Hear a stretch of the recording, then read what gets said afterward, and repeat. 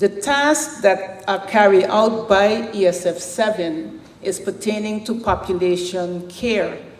And it is actually in the disaster management legislation identified as evacuation, shelter, relief, and mass care. And one of the things that we realized last year, for sure, is that it is one of the most dependent ESFs, one of the ESFs that's dependent on so many other persons for it to actually carry out its task effectively. The population care actually consists of the evacuations, sheltering, and registrations, and we have been focusing a lot on the aspect of shelters, and I'll go into that a little bit more, actually more than any of the others, because the others have not been needed as much as we've had to deal with shelters until now. However, considering everything that has been happening, we have been actively preparing and understanding better what it means to do evacuations, what it means to do sheltering in mass numbers, and then also what it takes to do distribution and registration. Evacuation is really to identify areas and routes that we may have to take in case we have to leave buildings or areas. And it also has a lot to do with identifying those safe areas that we can send people to or direct people to. We also have, so the evacuation process is understanding, and it's important, I want to say it's important to recognize that it's on different levels. And one of the ways to ensure that we are prepared is to start preparation from home. So each and every single person has to make sure that they have an evacuation plan for their home. An evacuation alarm system doesn't necessarily have to be a technical alarm system, but just knowing what is that word that you have to tell your family that they have to prepare to evacuate a home or a business or a building. Everybody should have some kind of evacuation plan and an area where they would go to in case of evacuations. Sheltering, I'm going to come back to this if you don't mind. I want to go to quickly. The task also includes registration. Registration is important because it is necessary to know who's there, are they safe, and that we have accountability for the numbers of persons. Whether it is in a shelter, it is because of an evacuation, and I'm turning also to businesses, schools, the administration building, persons' homes. You need to know who was there, and if you evacuated, did you account for every single person that was present at the time of an evacuation or the time of a disaster, any kind of situation. And registration is important because that's how we actually take account of the individuals who may have been in the buildings or in the areas, and we ensure that we have knowledge of every single person.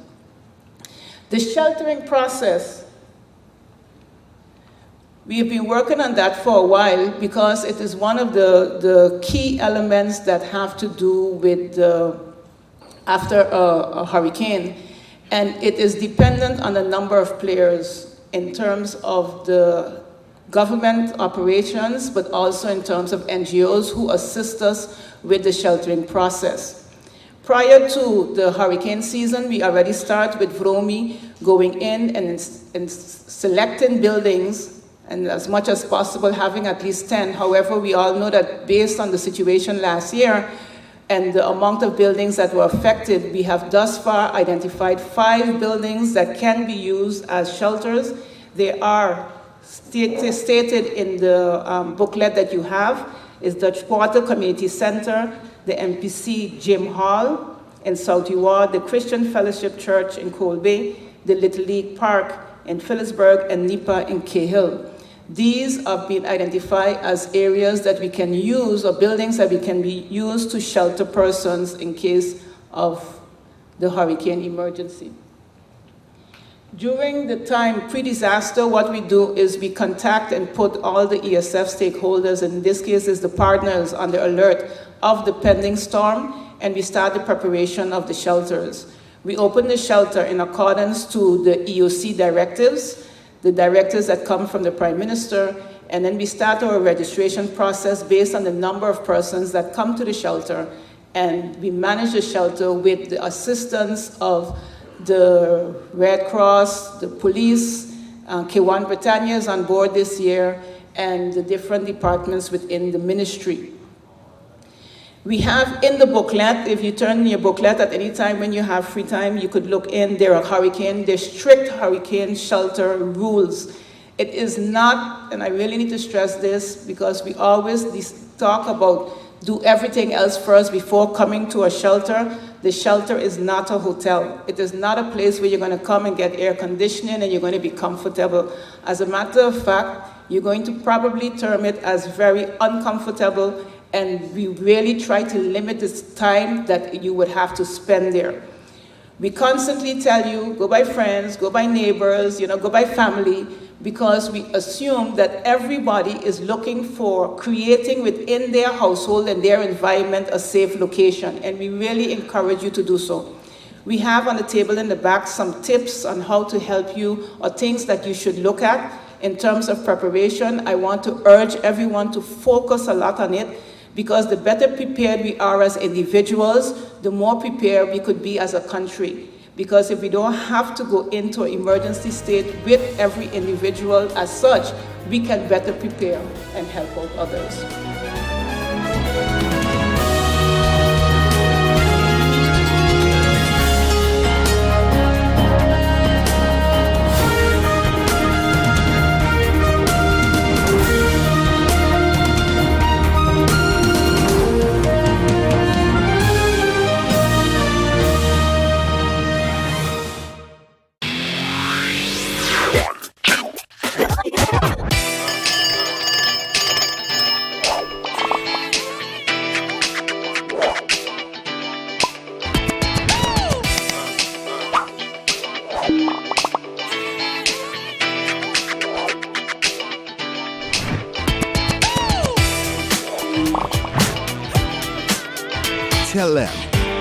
Connecting you. GEBE has been faithfully serving the communities of St. Martin, powering your home and our economy. Come rain or shine, our qualified team of professionals are working hard 24 hours a day to provide you and your family with safe, reliable electricity and water. We use the latest technologies and test our products daily to maintain the highest international standards. Our friendly staff is always there to assist you, whether in person, over the phone, or online.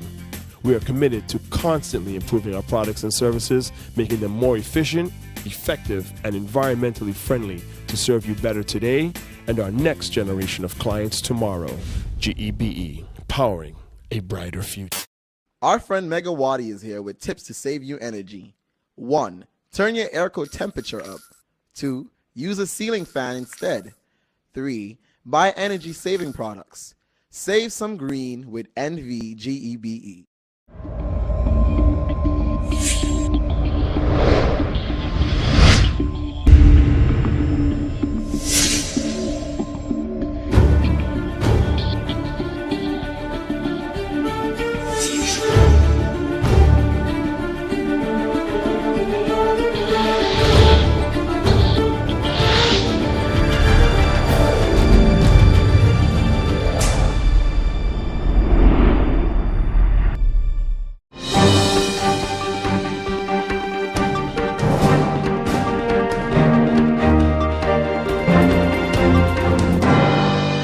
So there are things that you don't think about, but create a very, very serious problem for us after the fact.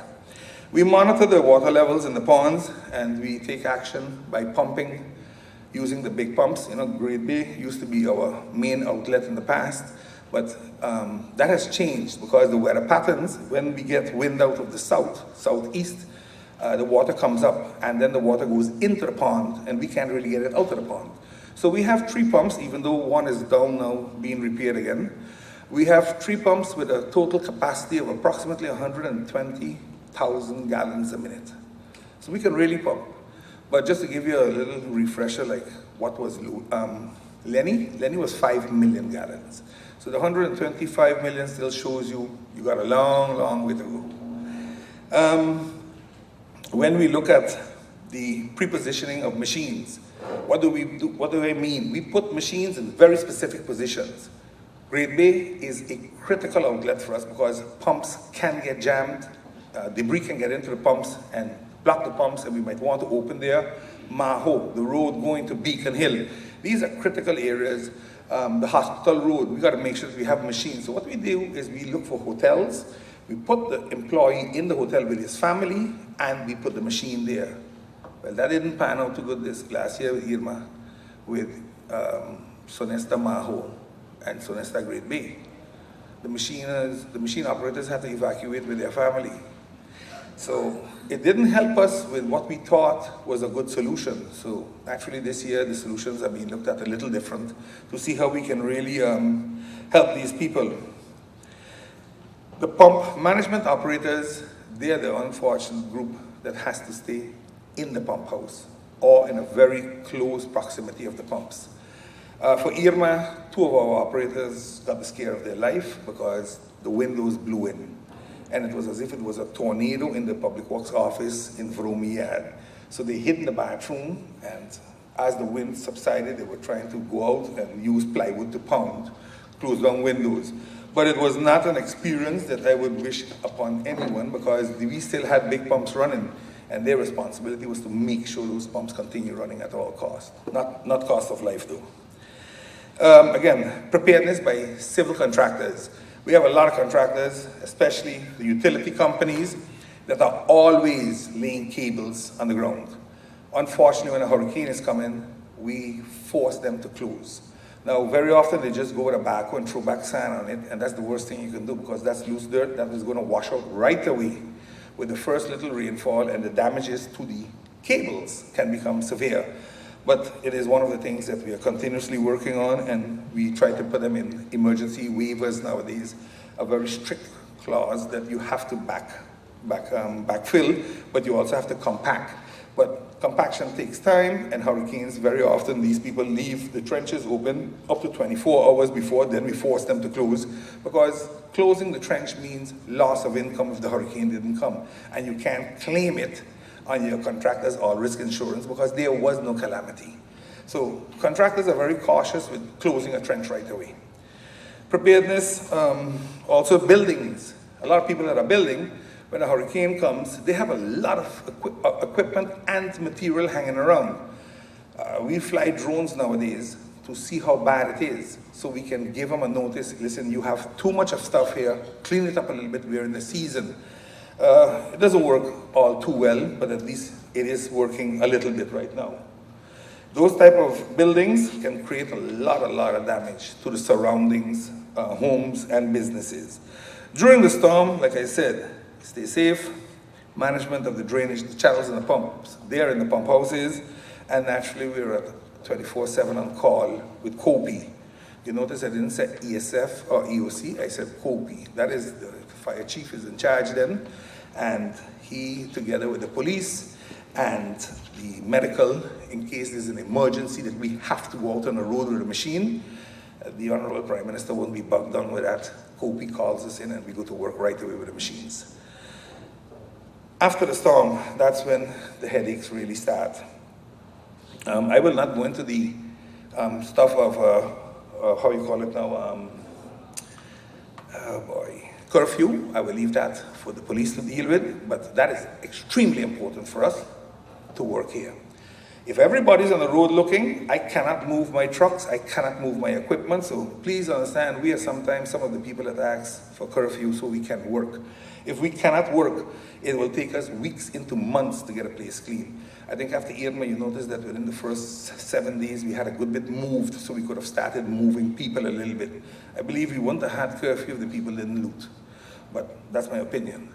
I think we could have done a lot more, a lot faster, and we lost a lot because of behavioral problems of people, and not because of Hurricane Irma. But like I said, we need to clear, we clear very specific routes, harbor, airport, medical center. So let's say you take the Simpson Bay Boulevard all the way to the airport, to the harbor, and coming down here, and Front Street. Front Street, Back Street gets emergency attention from us. Why? We try to put back in the cruise tourism within days. If we can clean Front Street, Back Street, and the Great Bay Beach, we can bring people off the boats. That has always been the concept of, let me call it the developer of Phillipsburg And the harbor, former Minister Heiliger, his concept and vision was, if we clean Phillipsburg, they will come back. And it is something that has proven us right over all the years. We clean Phillipsburg and they come back. Looting did change the scenario last year, but for the rest, I think, after a month, November, we were trying to get them in by November. We got them in by December, but that is still 3 months after category 5 plus. I think we did quite well. The temporary dump sites, we try not to keep them open too long, but you can see for Irma how that went. We had dump sites open for nearly 5 months. As we clean at night, and we were running 30 to 40 trucks by morning. We would stop at 12 at night because we had to send home the people, and because of the curfews with the French side, drivers couldn't get over that were living on the French side, because we did use French side drivers with Dutch side trucks. We just didn't have enough truckers to help us because of the damages to their homes and to their families. So there's a lot that plays after and behind the scenes, but as we cleaned up the landfills are dirty again, because when people are breaking down stuff, they're not going to drive to town. It's too costly for them as contractor because the traffic on the road, everybody's on the road. You can hardly move from Kupakoi to the landfill, takes an hour and a half. They're going to dump it in Kupakoi. They created a complete dump behind the casino when you're going to Point Pirouette. There was a dump there, just as big as nearly as Irma dump up here. That much, because the hotels were breaking down over there. And they were not coming over the hill. They were supplying themselves over there with a landfill. And eventually government will be called in. But like I said, we have those things. Necessary clearance of drains where we get confronted, Zegas gutter places that go underwater very, very fast. And that's why we have the big floodgates now to drop it and prevent flooding. But again, when we created drains here in St. Martin 30 years ago, we used the road as the drain. The road became the drain. And after 15 minutes, the road was dried up and everything went into the pond. But people have started building behind house after house after house, creating the runoff to become a much bigger problem than was anticipated, especially in the Zegas area, where now the road and the house become the flood area. So we are working on scenarios still to see how that is going to work out, but I don't want to say what has to happen yet because that's not my place.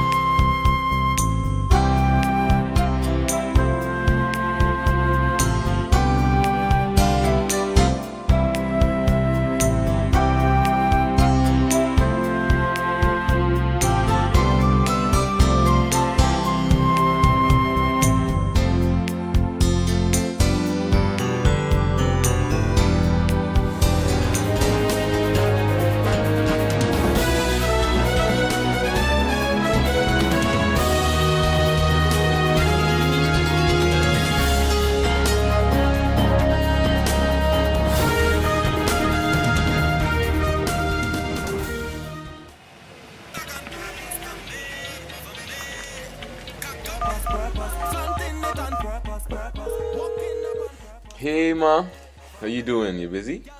I hear, just paying some bills, taking care of business, you know what it is? I know, you're doing your online banking. I don't have to stand in those long lines to pay bills. I can transfer when I want. I can check my account wherever. It's like the bank open 24/7. I even here checking the statement right now as we're talking. How's Miami? Well, that's why I'm calling. I'm finishing up a few songs now, but I'm afraid that studio time might be more than I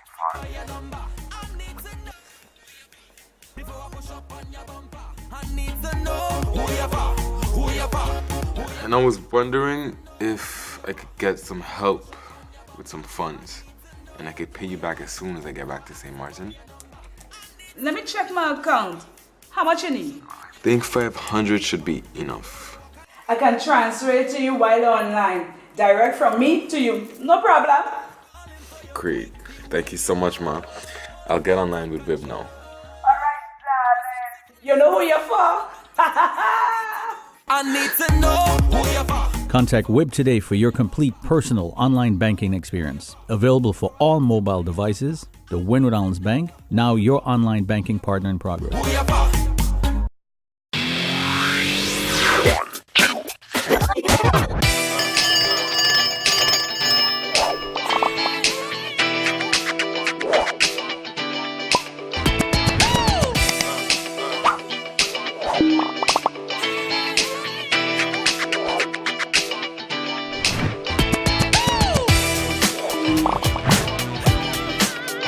Tell them, connecting you.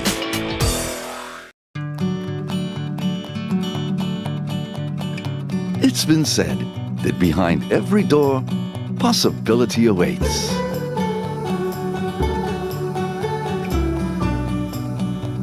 How much possibility depends on which door you open first. Every day, we help our customers discover the possibilities in their lives. It all starts with a conversation. Scotiabank. Discover what's possible.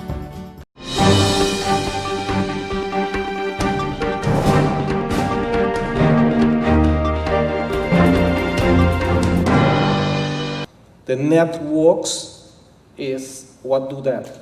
The mobility is what you see the police on the road with traffic circulation and escorting. The communication is internal and external. The info is the most important after the support, because there is where each time an information comes in, actions are being put into place. The forensics and criminal investigation always happen after the facts. So that's the last buttons that come into effect. Intervention, as said already, safety and security is for the vital structures that need to be secured. So this here, for the continuation of the operation, we have assigned 2 persons on each one of them. These persons is part of the SGBO St. Martin. That means that both of them can go on vacation, so we have internal rules that regulates it. But vice versa, it also applicable that, for instance, SGBO Aruba or Bonaire, if they have an incident there, can all call our buttons for information, how you guys deal with it, how you do it, what does this mean, or if they need, they can ask and we will fly them over for them. So it is a structure, it's like a network within the islands, and it is very effective. How do we, which method we use? The method we use is called BLOWS and IRS, and it is an internal assessment that we do with the BLOWS. You have the policy instructions that is based on talks between the tripartite, that's the public prosecutor, Minister of Justice, Chief of Police, and also in talks with the Prime Minister, with the Minister of Justice, Chief of Police on one, what is priority, and then second, what will be the tolerance that we will allow. It has to do with curfew, etc., etc. The island have been divided in 3 sections. We have a western section that, if you take, for instance, from Harold Jack, you draw a line. You have Old Coal Bay going all the way to Lowland. That's the western section. The center section will be from there, or more or less till Prince Bernhard Bridge. If you cut the island, that will be the centrum, and all the rest will be the east. And from those sections, we have analyzed all the locations, surroundings, objects, and subjects in it. And out of that, we came with 17 objectives. These 17 objectives, we had used it as information, the IRS, the obtained information. We had translated them into risk.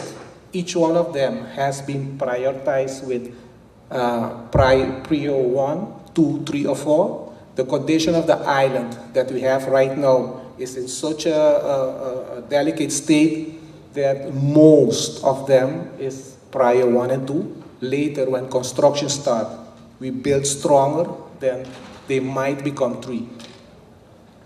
This risk has been translated into scenarios, and these scenarios, again, have been rated on best, realistic, and worst case.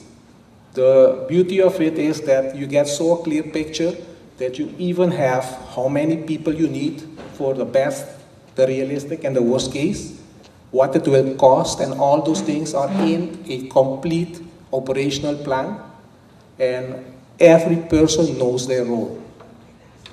We have been discussing this with all within the Ministry of Justice, all our other agencies. We have talked with them, we have explained them about this system. We have encouraged them to use it also, and we have offered them also, if they need help, we can be assisting them with writing, because it will take a lot of writing. But it become a standard operation that once you take it, whoever sits on that button, that person knows exactly what they have to do, who have to contact, who is his partners in the field. So when the people come from abroad, they can fit in. And just for the purpose of communication, just now, my colleague Ben Campbell mentioned it, we had already on the SGBO level, have all the radios from Aruba, Bonaire, and Curacao, all have C3, being put in place that when they have to come here, all channels come in the group that we have here.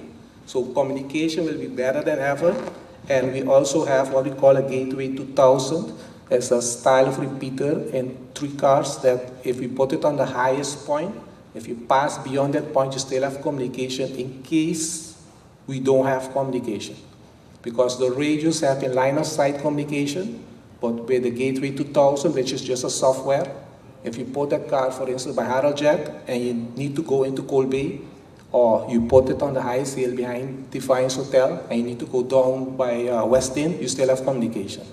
So that is the improvement that we have made. And with this matrix, you take everything in consideration. It's a very extinguished, and it's when you work with it, you get fascinated. This is what we have been doing since after we had the workshop, Hurricane workshop here, and we got help from Holland, and now all the islands is on the same level, and that is our state of preparedness.